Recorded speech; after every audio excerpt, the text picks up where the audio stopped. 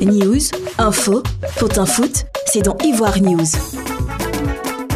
Boubacar Charaf, débouté par la FIFA. Vivement contesté par ses pairs depuis février 2018, Boubacar Charaf, démis de ses fonctions de président de l'amicale des arbitres de football de Côte d'Ivoire, AMAFSI, avait saisi la FIFA en désignant la FIF et ses dirigeants comme étant les principaux responsables de son éviction. Mais la FIFA, dans un courrier, a indiqué à Charaf le caractère exclusivement interne de cette affaire, en invoquant son incompétence face à cette question qui devrait être évaluée par rapport aux règlements applicables de la FIF et aux lois et règlements en matière d'arbitrage.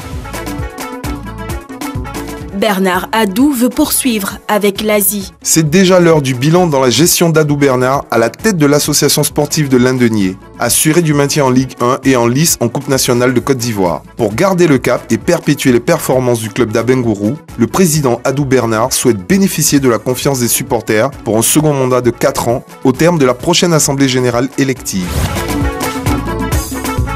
La Côte d'Ivoire perd une place. La FIFA a dévoilé cette semaine son classement mensuel des nations pour le mois de mai. L'on observe que les éléphants régressent d'une place au niveau mondial, passant de la 68e à la 69e place par rapport au mois dernier. Au plan africain, la Côte d'Ivoire n'a pas bougé. Elle conserve son 13e rang. Prochaine publication du classement FIFA le 7 juin. Mel Togui pré-convoqué chez les éléphants. Mel Togui devrait vivre une nouvelle sélection avec les éléphants de Côte d'Ivoire. L'attaquant du Sporting Club de Gagnoa, actuel meilleur buteur de la Ligue 1 avec 18 buts, a été pré-convoqué pour les rencontres amicales de juin. Performant depuis le début de la saison, Togui s'est révélé cette saison comme étant un redoutable attaquant. Dans son antre du Biakaboda comme ailleurs, il a semé désolation dans bon nombre de défenses adverses. C'est donc une juste récompense pour lui.